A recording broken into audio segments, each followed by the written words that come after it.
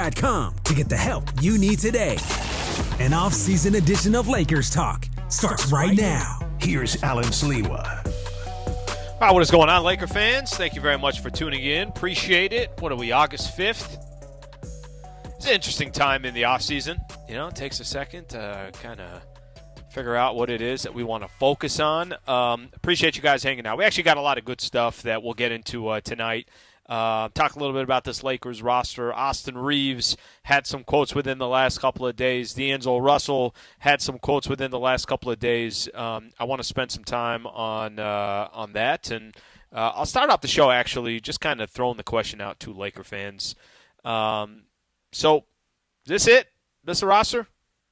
I think when you get into the world of August, right? We know that nothing really happens before July 1st. Maybe a trade here or there. You got the drafts that are coming down, so are you going to trade any of your draft picks or any compensation, any assets that you have?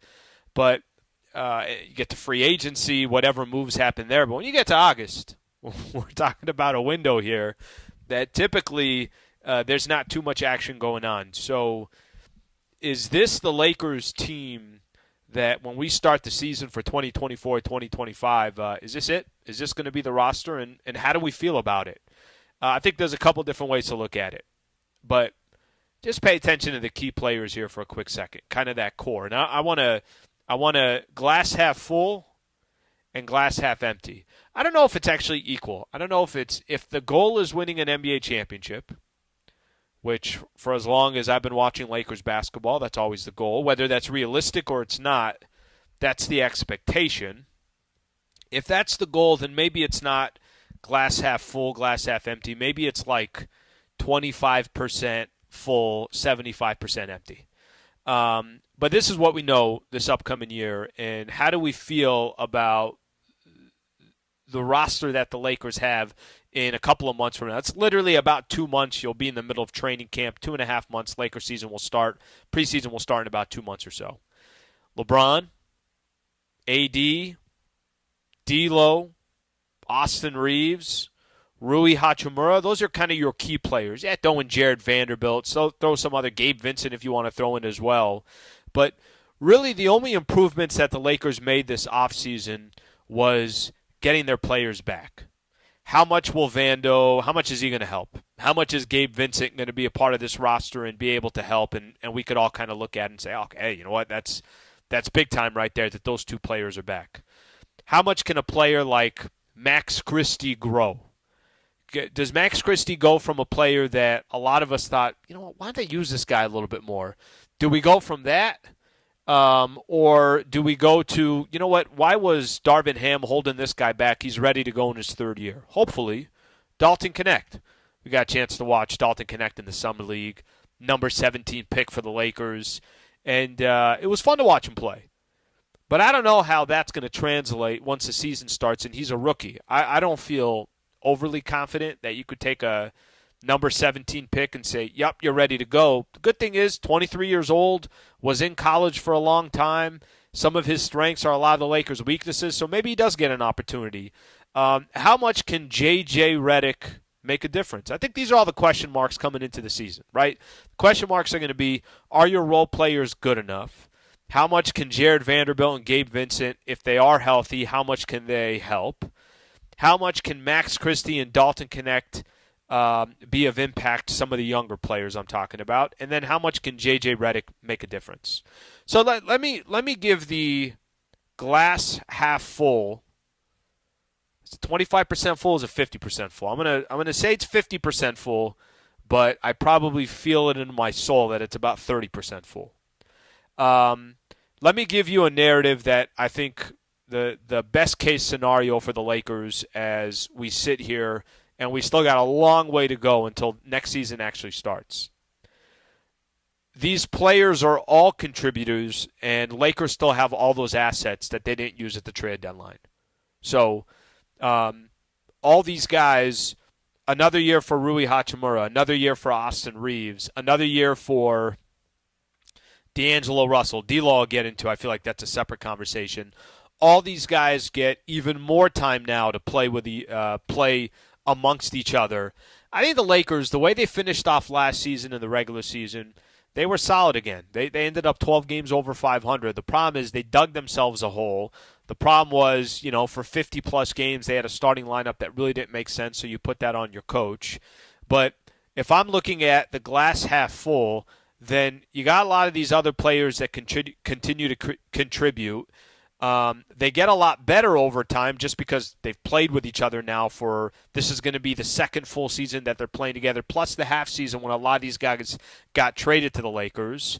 And you kept 2 first-rounders. You didn't go out and make a deal in the summer just because you felt like you had to make a deal in the summer. Maybe the market is better as well. Down the road that more deals are able to be done. I don't know how crazy I am about that. We were talking about the MLB trade deadline, doing the show with Travis.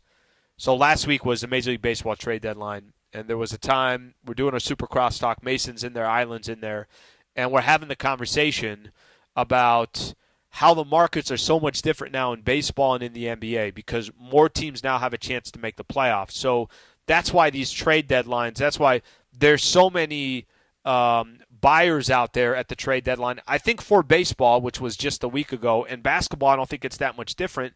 You got 10 teams that can make some type of an opportunity for a playoff run. So I don't know how much crazier that's going to be, but let's just look at the glass half full and say that maybe the market's a little better and the Lakers still kept their 2 first-rounders and they're still in a position with the assets that they have to go make some type of deal. So that's one way of looking at it. The other way I think to look at it of how do we feel about this roster that the Lakers are going to bring back this upcoming year, and I think most people will lean towards the second half of what I'm about to say. I think most people, when they look at this roster, this is what they're thinking. They're thinking, wait a minute, will you ever get a healthier version of LeBron James and Anthony Davis like you did last year? Both of these guys played over 70 games. Anthony Davis played over 75 games. Can we really depend on that? Can you depend on both of those players to play 70-plus games? And I think the answer is no. I don't think you can. Now, we'll see what happens. Obviously, they're in the middle right now and a part of USA basketball and representing the country, and they're probably going to end up winning the gold. But this also isn't your typical offseason where they got to kind of kick back and relax right now. No, they're going to be playing basketball for at least, whatever it is, next couple of weeks or less than that, however much longer they go until they eventually win the gold. I don't think that's too much of a shocker if they win it. The only story there is if they don't win the gold. But that's something to keep in mind. And if I'm looking at things, whether you want to call it pessimistically or I'm just there's a reality to it, I think that's something to keep in mind. Okay, here's another way to look at glass half empty. Here I am on this beautiful August Monday summer day talking about all the negative things. Are the role players just not good enough? Are they just not good enough that when you start looking at who the Lakers have on their roster, do we just look at it and say, even if LeBron and Anthony Davis deliver, those role players, which are the difference of making a true championship run and not, is it just as simple as this? They're not good enough to get you to an NBA Finals. They're not good enough to win you an NBA championship. I think that's much more likely than not likely. Okay, let's keep looking at why the glass might be half empty. Is there too many distractions with having Bronny on this team? I'm not too concerned with that, but that could be a storyline through the season where it's not about basketball, it's about LeBron playing with his son. If it is a story, I don't feel like that's going to be a story that lingers. I think if they play together and it's like, all right, then it becomes a little bit less of a story. And then I think the last thing of just some of the reasons why you could feel negative about this roster starting next season is the West just too damn competitive? Is it also just as simple as that? We look at the Western Conference. OKC is that's a problem. The Minnesota Timberwolves are going to be a problem. The Dallas Mavericks are a problem. The Sacramento Kings should be a problem. Let's see if the Golden State Warriors make any more moves. The Pelicans went out and got DeJounte Murray. The Houston Rockets are up and coming. The San Antonio Spurs got Victor Wembanyama. The Memphis Grizzlies were the number 2 seed a year ago, and they're going to get all their guys back. there's a lot of factors that go into how you can feel about this team as, we're a couple months out of getting the preseason started. But if I'm looking at this roster and there are more and more signs that are just simply pointing to this is going to be the roster for the Lakers when next season starts. This is going to be the team that the Lakers have by the time next season starts. And I guess there's some curiosity of how Laker fans feel about that. How I feel about it, it's going to be tough. You're certainly going to need a lot of things to go your way. I think there's going to be a lot of question marks that come into the season, which are completely fair. It could be about the coaching staff. It could be the questions about, hey, D'Angelo Russell, that guy's name is mentioned in every single possible trade, yet he's still on the roster. A lot of question marks. I think that's natural. I think that's going to happen. I don't think that's too much of a shock.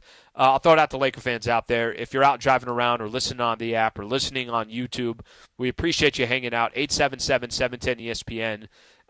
This is probably going to be this Lakers team at the start of next season.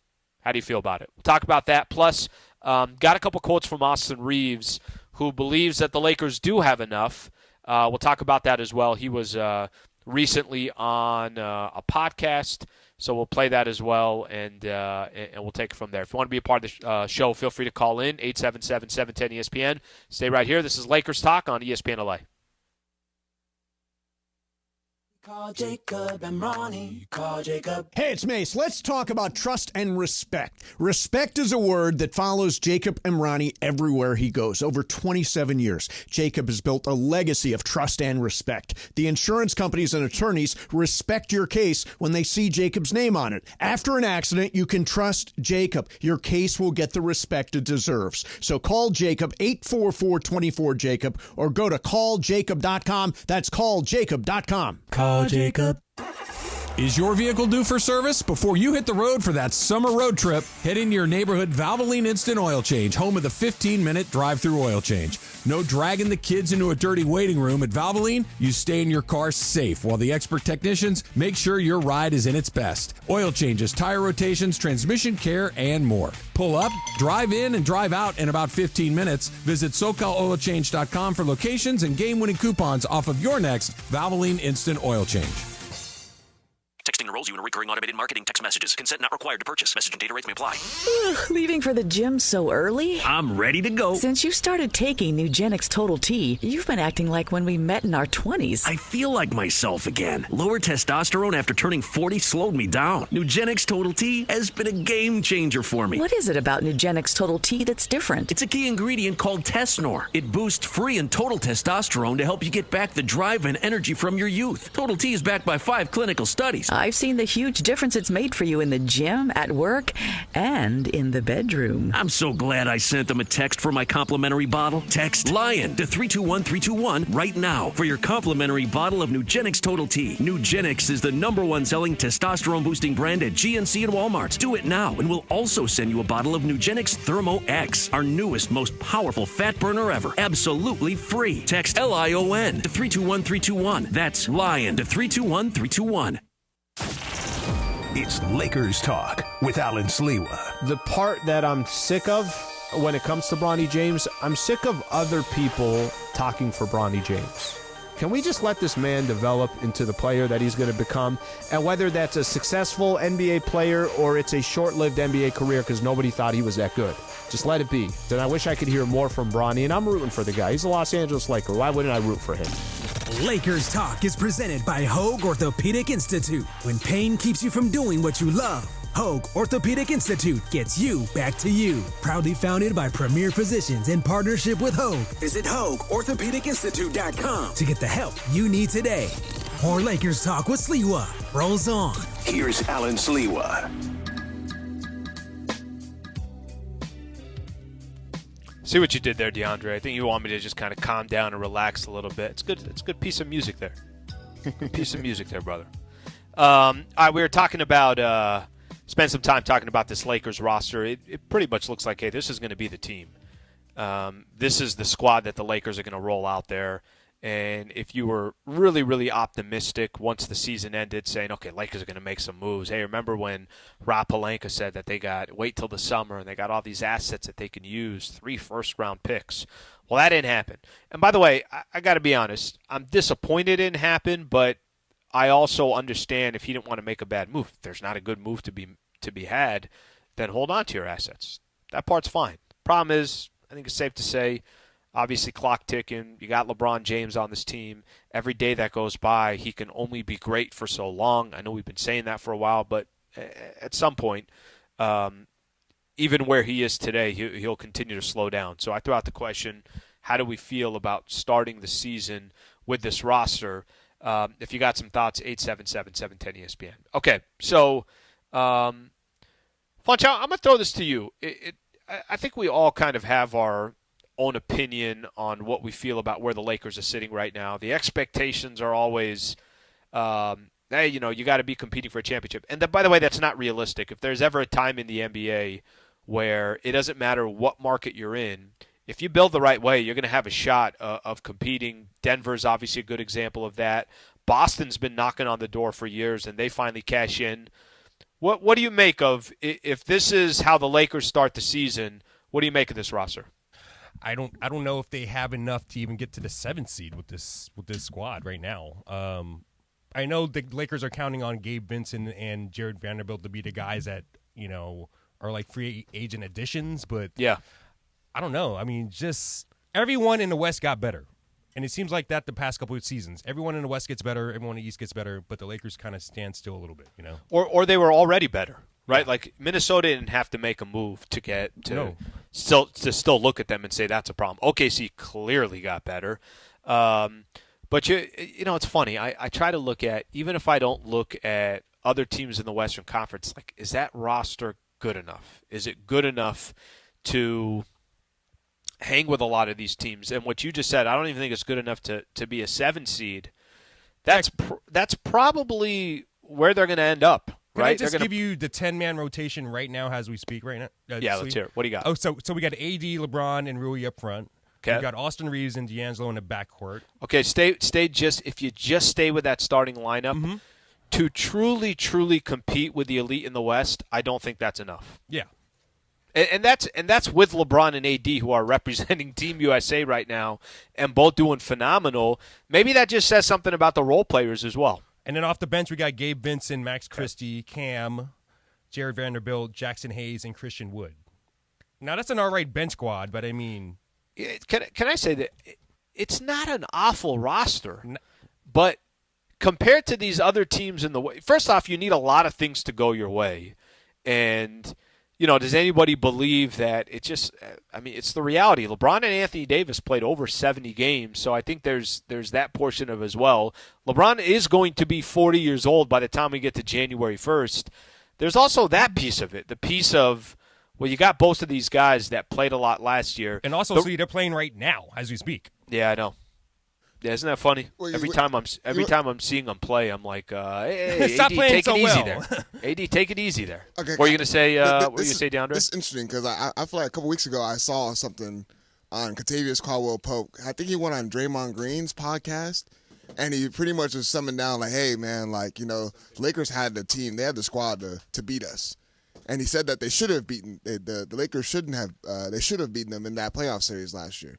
So my thing is that maybe if this roster is talented enough, as opponent is saying, could it really be the coaching?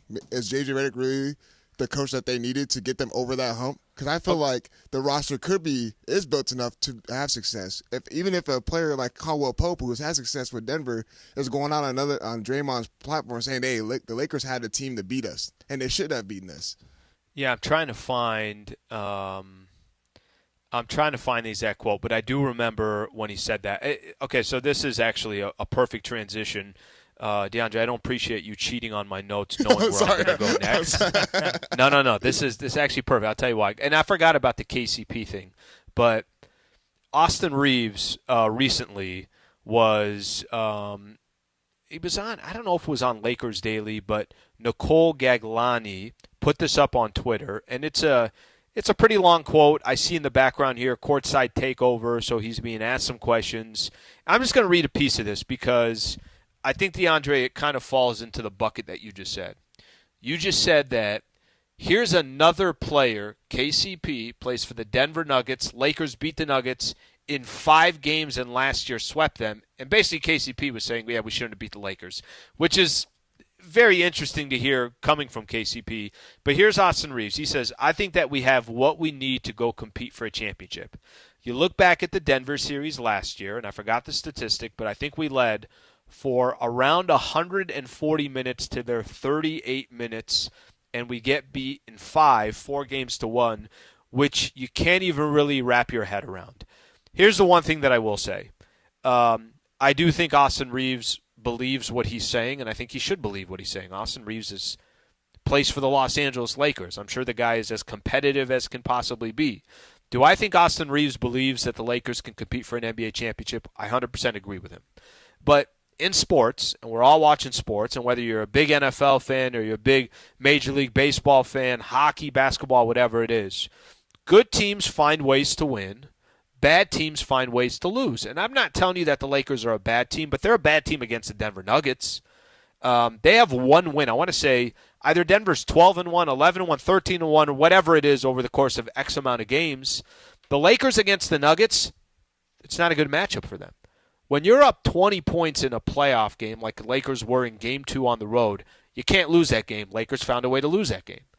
And that's the one piece that I'm okay with people saying, oh my gosh, Lakers led by how much against Denver? Okay, cool. Wow, Lakers for 3 quarters, look what they've done. Awesome. Did you close out the game or did you not? And they never did. And that's the piece where I kind of always go back to. When you see teams say, oh man, but we only lost by a run. Or when you see teams say, we were up for 3 quarters and yeah, we gave up 14 points. We gave up 2 touchdowns in the final quarter, but you know what? We only lost by a field goal. Yeah, who cares? You lost. That's the one frustration I've had with the series against the Denver Nuggets. 2 years in a row, Lakers, obviously lose to the Denver Nuggets in the playoffs. But my frustration has been every time we talk about Denver, it's like, yeah, we lost, but we only lost by this much. Or the games were all this close. It's like, who gives a what?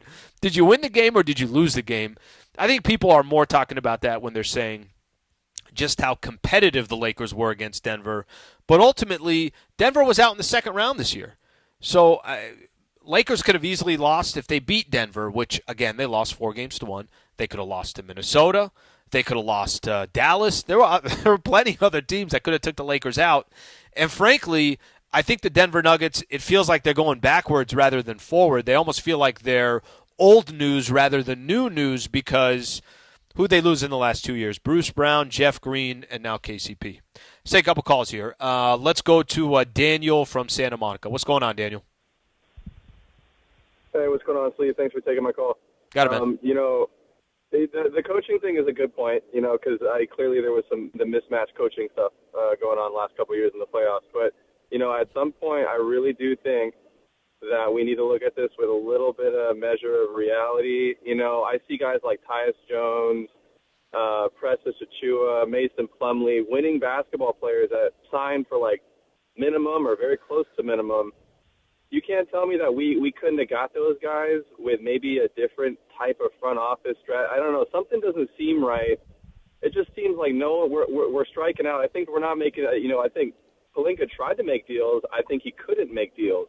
Now I don't know. I don't have any intel or anything like that. But it just doesn't seem right. It doesn't add up. We just can't get winning basketball players. And maybe we are close. Maybe we are like a real good head coach away from getting over the hump, which I would love to believe. But I just see guys that we could really use. We have no backup center. We have no muscle up front. Mason Plumlee would have loved to stay in LA, I bet. And he signs for nothing somewhere else, right? It's like Precious Achua, same thing, like a great backup big that we could really use. I don't know. It just doesn't make sense. I just want to see, get your take on that. If maybe we're looking at like a front office type of thing or what. Daniel, I appreciate you calling in. Yeah, that's actually it's an interesting angle. So there's more to the quote of Austin Reeves that I'm going to get to in just a second. But let me just play off of what Daniel just said. Hey, how much of this is a front office issue? I remember when the Lakers, the moment they signed J.J. Redick, I can't remember if I was doing Lakers Talk or Travis and Sliwa show. I can't remember which show it was. But the moment they signed him, one of the first things I said was, all right, I feel like we just did this a couple years ago. You know why I felt that way? Because the Lakers just did this a couple years ago with Darvin Ham. And when Darvin Ham had his presser, it was just a few years before that Frank Vogel had his presser. I mean, in the time, in this isn't a long window. Like, my time covering the Los Angeles Lakers, Luke Walton introduced as coach, Frank Vogel introduced as coach, Darvin Ham introduced as coach, and now J.J. Redick introduced as coach. Couple factors come into play, and the Luke Walton piece is not under Rob Pelinka, so that's not one of his hires. So we can kind of put that one to the side. That's obviously Mitch Kupchak. That's Jim Buss. That's during that era and during that time. Completely different time for the Lakers as well. They were trying to rebuild, going young, all those young draft picks that they had.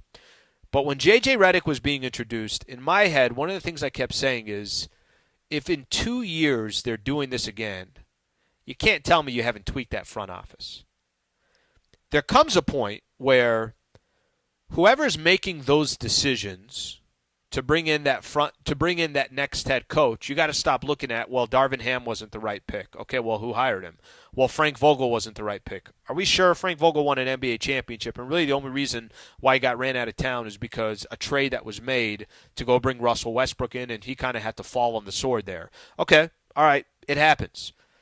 Now you brought in another coach. It's J.J. Redick, and a coach that literally has never coached before.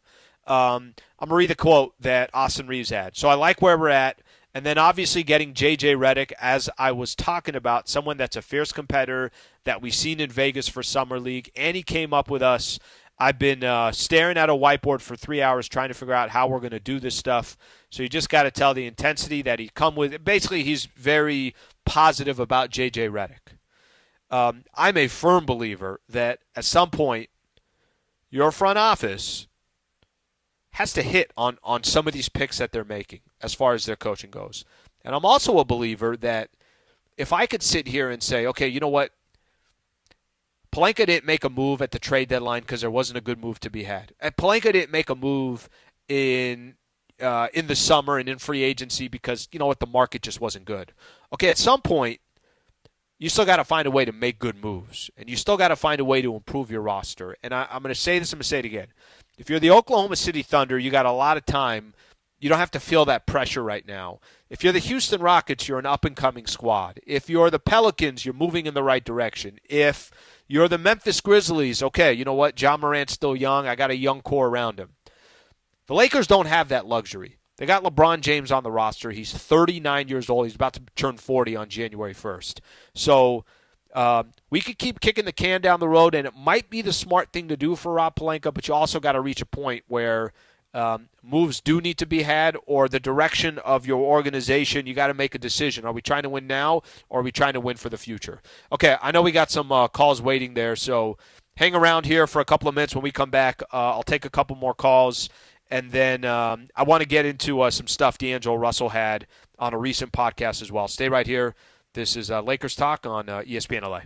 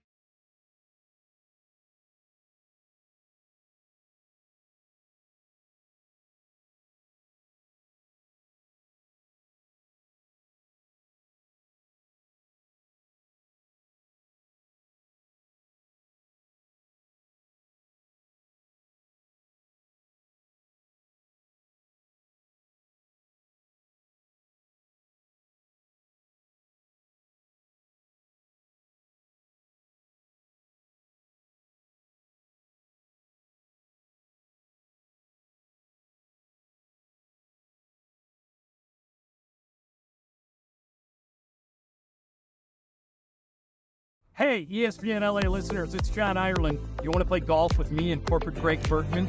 You can, thanks to Terranea. If you listen to the show, you know Terranea is my favorite place in the world. It's like going to Hawaii without getting on a plane.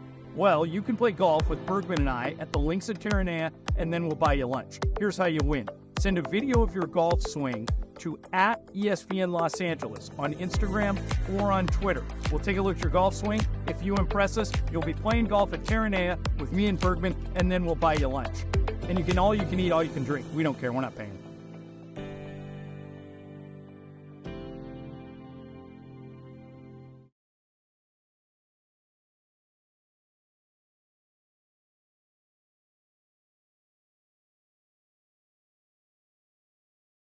Sliwa. Presented by Hoag Orthopedic Institute. I've said this before and I'll say it again, and I really think there should be an award for this. Why not just create an award, best two-way player in the NBA? Because I'd love to see some type of way of recognizing players for being able to play on both sides of the floor. And I think maybe then Anthony Davis becomes more a part of that conversation. When pain keeps you from doing what you love, Hoag Orthopedic Institute gets you back to you. Proudly founded by premier physicians in partnership with Hoag. Visit HoagOrthopedicInstitute.com to get the help you need today. More Lakers talk with Sliwa rolls on. Here's Alan Sliwa. Hi, shout out to Hoag Orthopedic Institute. Appreciate them being a partner here on Lakers Talk. Have been all season long and in the off season as well. So we greatly appreciate their partnership. So earlier in the day, I was in studio. Actually, no. Let me do this. Let me grab a quick phone call and I'll get back to a couple other things I want to get into. Daryl from Alameda. Daryl, what's going on? Thank you for waiting on hold there, bud. Hey, no problem, Al. Thanks for taking the call.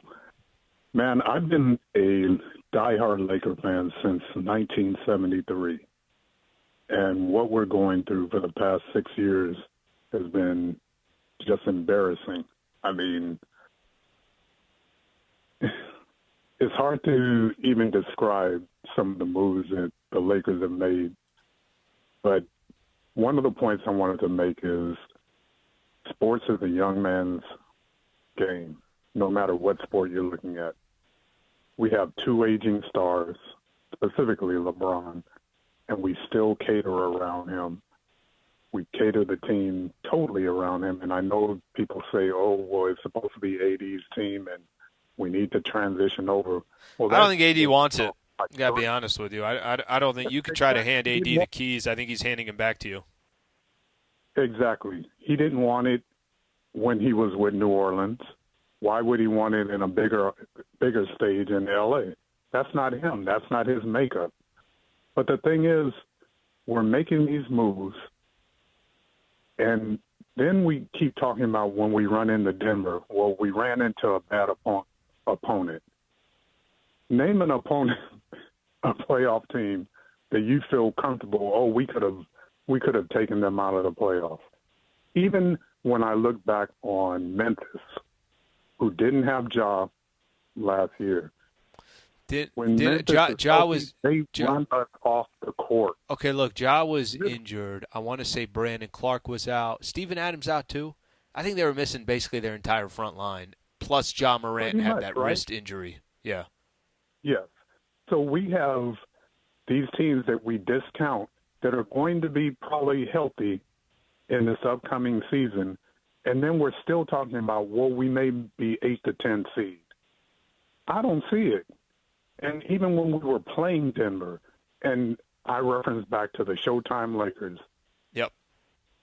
When we were playing Denver, yes, we led for most of the game because Denver wasn't trying. Denver knew that they could beat us. When it came down to, as Magic said, winning time or crunch time, they turned it on and immediately took the game away. It was so obvious. I mean, it happened time and time again. We just have to look at things objectively. We are not a good team. Well, Daryl, and I appreciate you calling in. I appreciate your insight too. That's kind of how I started the show, right? What do you think about this roster? Half glass full, half glass empty.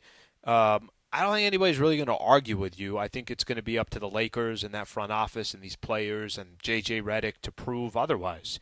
Because right now, there are a couple different a couple of weeks ago or so. I know we didn't do a show last week. By the way, in August, probably won't have – I know we won't have a full slate of shows on Monday. This is the slowest time of the year in the NBA, and I got some vacation coming up, so I'm going to be using it.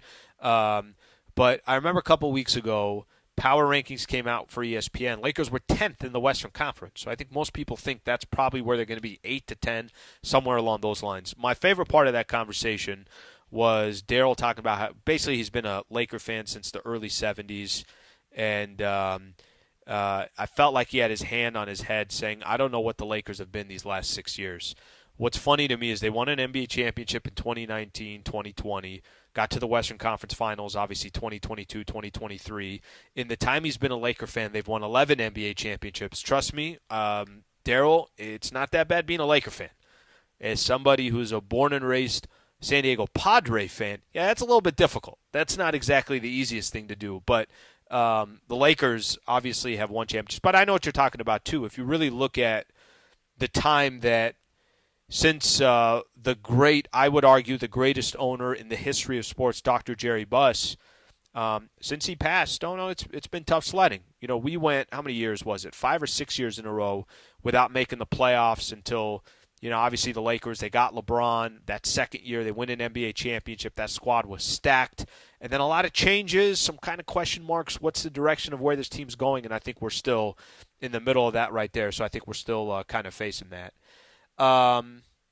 Okay, I want to play something here, and I want to just kind of get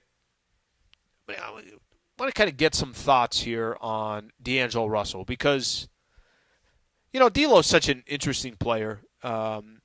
He was on the Run Your Race podcast, and he was talking about how natural it was to have chemistry with LeBron, Anthony Davis as well when he originally came to the Lakers, some of the challenges that they've had as well.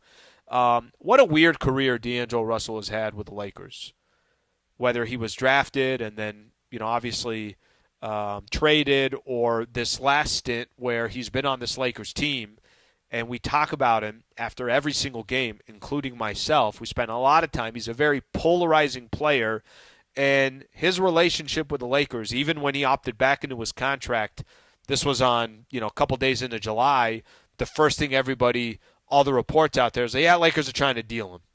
Take a listen here to D'Angelo Russell, again, on the Run Your Race podcast. I got some thoughts on it. Coming here, the last year when we came, we clicked right away, and I was like, dang, this is not what I expect. And we was playing at a high level. Like, yeah, that was good. Hot potato the ball, backdoor, no look lob. But it's just like, that's basketball. Yeah. We were on the same page, and we have no time to get there. We just did it.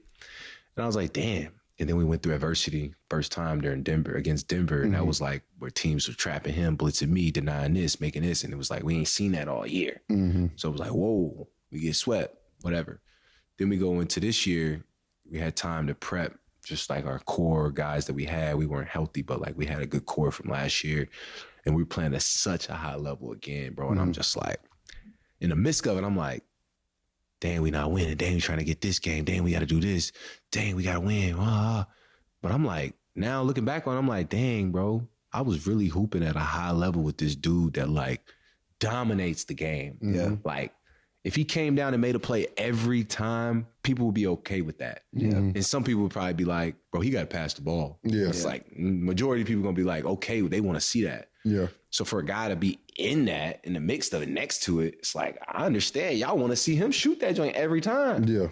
But me, I'm like, bro, like, I can help you. Yeah. So for him to allow me to help him and us to play at a high level and AD, all these dudes, that shit was fun as hell, bro. For sure. Like, that shit was so fun. All right, that's D'Angelo Russell, like I said, on the Run Your Race podcast. What a weird career. What a weird career for him. He's such a polarizing player. Plays well, people complain, probably including myself. Plays poorly, people complain.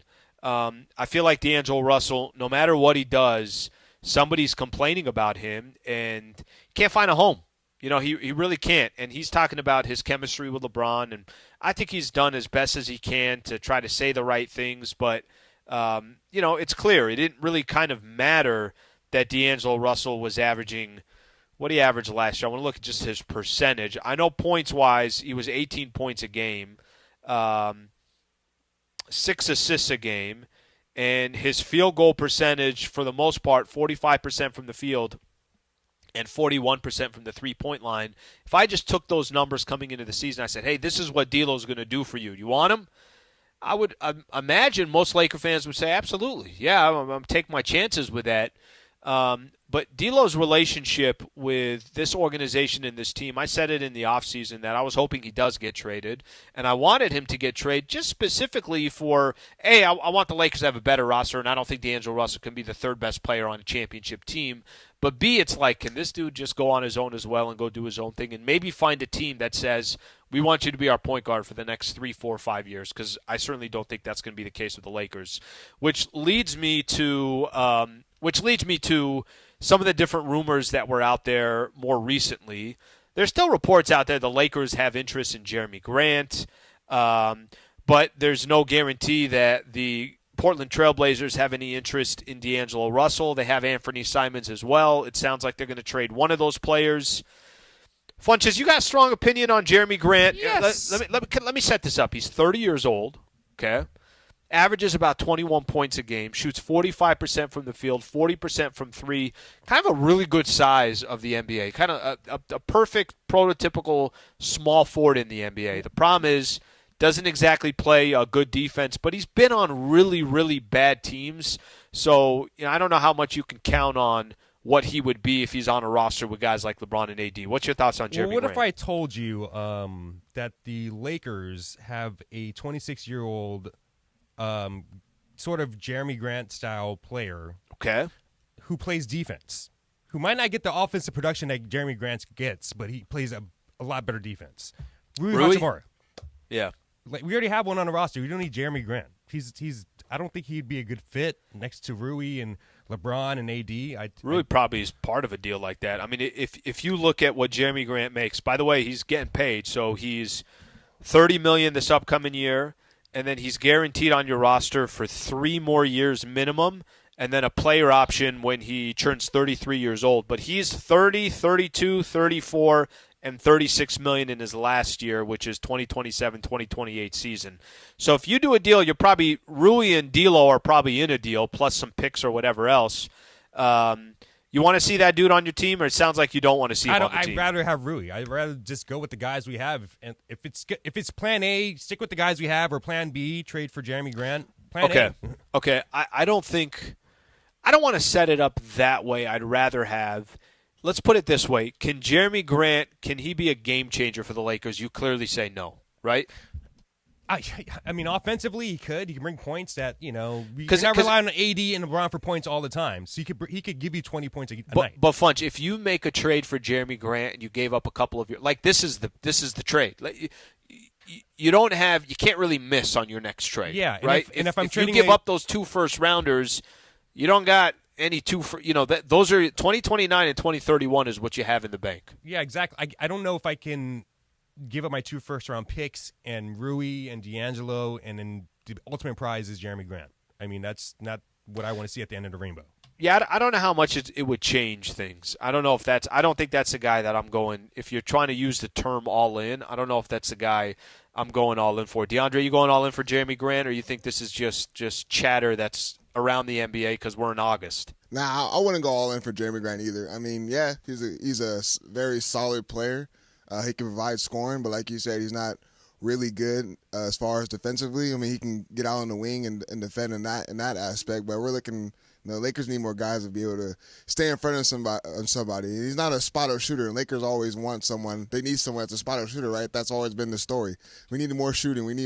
He's a volume shooter. He's a scorer. He's going to get to the basket. He's going to draw fouls. I think that the thing that I keep kind of sticking with, if you make a deal, this is your deal. Like, there really isn't a plan B after this, unless you're saying that Jerami Grant and Anthony Davis is part of your future. And I think it's safe to say I don't really think anybody would be too crazy about those two as watch out for Jerami Grant and Anthony Davis. So I don't think that's going to happen as well. Okay, we got crunch time coming up next. We got a bunch of NBA stories that Funch is going to throw out there. Team USA 3-0 the Olympics. Devin Booker had a quote that I'm still trying to understand. And DeAndre decided to beat up on our listeners 11-1 in a softball game. I got some questions for him on that. We'll do that coming up next. Stay right here. Lakers Talk on 710 ESPN. Whether you own a local business or a global one, you know that these days, generating growth is a challenge. By teaming with Bank of America, you'll not just stay ahead of the curve, you'll move it. With access to experts, award-winning insights, and business solutions so powerful, you'll make every move matter, locally and globally. Visit bankofamerica.com/banking for business to learn more. What would you like the power to do? Copyright 2024 Bank of America N.A. Summer may be slowing down, but the deals at Vivid Seats haven't. Whether it's scoring MLB tickets for a night at the ballpark or locking down the biggest matchups for the upcoming football season, Vivid Seats has you covered. With the only rewards program in the game, plus an amazing selection of tickets, Vivid Seats has something for every fan. Catch the deals you want for the games you crave, all backed by a 100% buyer guarantee. Just visit vividseats.com or download the app today. Vivid Seats, the official ticketing partner of ESPN. Visit angels.com/ticket plans or call 888-796-HALO to buy the ticket package that's best for you. Pick the games you want and don't miss out on great seats at the best price. Visit angels.com/ticket plans or call 888-796-HALO. Hey guys, it's Sedano here. You know it's hard to find a good dentist for your kids, someone who they can trust and enjoy going to the dentist with. Luckily, we found Children's Dental Fun Zone. With 17 locations across Southern California, Children's Dental Fun Zone specializes in children's dentistry and orthodontics. With state-of-the-art equipment and personal attention your children deserve. To book your child's next appointment, visit their website, cdfzone.com. That's cdfzone.com. Or call them at 800-717-KIDS. That's 800-717-KIDS. Are you tired of looking at your old, grimy, and mildewy bathtub? Looking to replace it with a beautiful walk-in shower, but cash is tight? For as little as $89 a month, no payments for 12 months for consumers who qualify. Remodeling Loans can put you into a beautiful new walk-in shower in as little as 1 day. You can rest easy knowing that Remodeling Loans, a network of certified contractors screened and handpicked by us, offers premier products, top-rated service, and value, increasing the beauty, safety, and value of your home. A new walk-in shower will also provide you with a germ-free, slip-resistant, safe, and beautiful new bathroom. Call 800-921-1403 and take advantage of our holiday special of free installation. Our agents are standing by, ready to schedule your appointment with our design team at no cost and no obligation to you. All callers will receive a free upgrade of premium colors just for calling today. A beautiful new walk-in shower is now within reach. Call 800-921-1403. That's 800-921-1403. It's crunch time on Lakers Talk. When the clock is ticking and it's all coming down to the wire, you know what that means. This is crunch time. Funch is going to throw a couple NBA stories my way, and me, Funches, and DeAndre are going to talk a little bit about it. What's up, Slee? Here's Slee and producer Michael Funches. What's going on, Funches? What do we got over there? What's going on, my man? Okay, wait. Did you get this story from DeAndre? So I run into a little bit earlier today, so I finished Travis and Sliwa show. It was right when I was about to finish. And one of the studios there, Casper via Crypto Ray, right? They do their podcast that they do, and I think today they chatted with Berg. They were chatting with Ireland, so they're doing their thing. So I asked him because it was Jorge that put together the softball game over the weekend. And it was basically a lot of the people from the station that didn't get a chance to play at our softball game, right? It was like it was basically some of us on a staff versus some of the listeners. Yeah, the COT Circle of Trust. Yes, and I felt bad because I got invited. I lived 10 minutes away. I didn't go, and you didn't go. No. Okay, well that's okay because here's the thing: it was like it's kind of like our minor league system for next year. And I was out there obviously scouting because I'm a manager here, so it's very important that I see what kind of talent that we have out there. So I asked the two of them. I asked Crypto Way and Casper Villa. I'm like, hey, so how did the game go on Saturday? They're like, we lost 11-1, and the first thing they said was like, first off, these guys are all young, and while they're out there drinking a beer, these guys are drinking like smoothies before the game starts. DeAndre, take it easy, man. Hey, hold on. What's going on here? But just relax for a quick second. Hey, look, man, they wanted to compete, man. We're here to compete. Come on now. I think they were there just to have a good time, and you guys went out there and pushed them around. No, it was a great time. Don't get me wrong. It was. I'm glad everyone was able to show up, man. But and they were playing in like almost 100-degree weather too. Yeah. Yeah, you guys played noon on Saturday. Yeah, I wasn't the one. I was in charge at the time. But no, forget about the time for a quick second. How did no one collapse? You know what? That's a great question, right? Hey, the sprinklers went off though, so that was. Oh yeah, that's right. Jorge mentioned that. Nobody got out. That's the first time everybody's like, yeah, it's fine. Let the sprinklers do their thing. Nah, man, but yeah, 11-1, man. They're starting to campaign now. You know how they wanted Parker to play. Now they're saying, don't let Parker play. Don't let was Parker. That bad? Oh, he was killing them. Okay, so that. Parker, good way. They don't want him to play. Yeah, in a good way. Okay, all right. Don't let this get to Parker's head. God knows what happens. It was a great time. Now, it's funny though. Speaking of, the COT and playing against them. Now they're trying to say that we should start a basketball game. I'm in. Yeah. We got to start stretching right now, bro. Start stretching right now. I'm ready to go. It's got to be indoors. What do you got there for crunch time? All right, this went under the radar last week while you were gone. Tyus Jones, free agent, signed with the Phoenix Suns. He played for Washington last year, played for Memphis 2 years ago, averaged 12 points, 7 assists for Washington last season, and he was a sought-after guy on the market. Like the Lakers were rumored to be after him as well, and he only signed with the Suns. 1 year, minimum. 1 year, $3.3 million. That's it. Yeah, you know what's funny?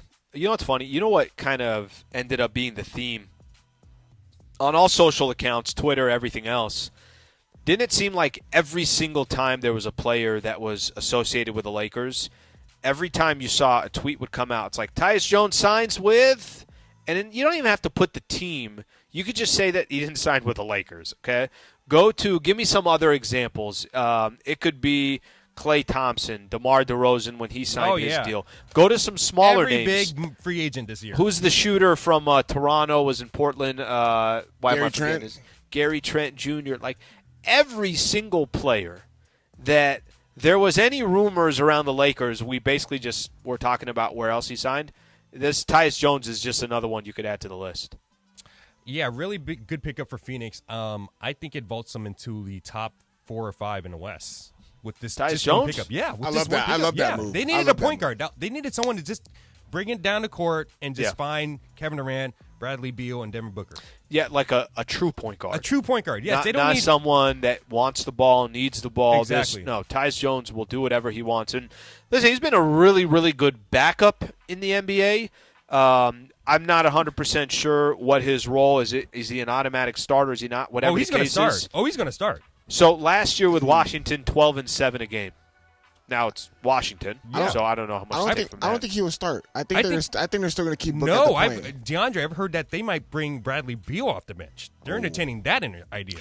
Okay, that's not. By the way, that's not an awful idea. You get one basketball. So if it's Devin Booker, Kevin Durant, and Bradley Beal says, "I'm just trying to win. You guys need me to come off the bench." That's not a bad idea. Yeah, he could easily win 6 Man of the Year if he just comes off the bench and averages like near 20 points a game or whatever. All right, so add Tyus Jones to the list of players that never became Los Angeles Lakers. Cross them off the list. Buddy Hield, I think, was another one that came up 38 times. Yes, that was another one. All right, we'll move on to Team USA. Okay, can I ask you guys a quick question about Team USA? What's that? You guys watching this stuff? Is it exciting to you? Is it not? It's very exciting to me. Okay. Help me out here. What's been exciting about it?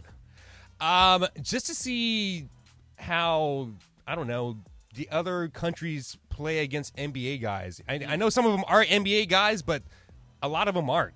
And to see just the fear in their eyes sometimes when they're guarding LeBron James or Steph Curry, or the other, or courageous guys that just want to take it to them. Okay, and DeAndre, you can answer this too, but this is what I've been more interested in. Okay, let me see Germany. Let me see France. Let me see Canada. Let me see Brazil. Gotta be honest, I don't know. I don't have any interest in the United States because I'm expecting them to win by 30 every single game, so I don't really know what to get excited about. Like, KD is passing the ball to Anthony Edwards, who's then passing the ball to Steph, who's then giving the ball to Anthony Davis, who's kicking it back out to LeBron. There was a game where Tatum didn't play. Like, just think about it's just the only storyline I feel like that comes with USA basketball is, oh my gosh, USA, either is in a game or they might have a chance to lose. If it's not any of those, I really don't know what the story is around USA. DeAndre, you watching a lot? I'm not gonna lie to you. Like I'm with you. I'm like, it's expected for them to win, but I actually been following like the other teams, like you said. Like I've been following South Sudan because the storyline with them is great, man. So yeah, you know, cool. like teams like that, I enjoy watching. I get more entertainment out of them. And you're German, right? So you're also Exactly. I'm also German, watching right? to see who's not going to play in the next game too. Who Steve Kerr's going to bench? Yeah. Well, by the way, that kind of became an interesting storyline. I kind of like it too. Listen, if he feels a certain way, his job is to win a gold medal. Yeah. So Hey, now I don't know what world. I don't know what world. Not playing some of these guys, but listen, if you have 12 guys deep, it's going to happen. Yeah, I mean in the NBA, not all 12 guys play every night. Sure. There's a 10-guy rotation or something like that, and I think he's really doing a 10-man rotation and doing it well. Do we have time for you to read the quote from Devin Booker? Yeah, we could squeeze it in. Okay. Here, let me just find it here. Devin Booker believes that becoming an NBA champion is more difficult than winning a gold medal. He says, I feel like all the best talent in the world is in an NBA, and this is coming from an Olympic gold medalist, that being an NBA champion is probably harder to do. Being an NBA championship, I think 100% is tougher to do. Now, what you should ask that same question, ask it to Nikola Jokic. Ask Jokic if winning an Olympic gold medal, is it more difficult to do it in the NBA, to win an NBA championship or a gold medal? I just think if you're on Team USA, God bless all these guys, but you're basically guaranteed to win an Olympic gold medal. You're certainly not guaranteed to win an NBA championship. So that's I get his quote, but I don't really pay too It's funny close that he's attention to saying that too because he's never won a title yet. Right. That's probably why. He's probably the wrong guy to ask. No, but that's probably the only reason why he's saying it as well. Ash Schroeder. Okay. Yeah, there you go, Ash Schroeder. I know we're coming to an end here. I appreciate everybody hanging out on this August 5th for Los Angeles Lakers talk. And I know, obviously this time of the year, we appreciate you doing it. Thank you to Michael Funches, Mario Ruiz, DeAndre Hawkins. Thank you to Josh Martinez as well. LA, have a great night.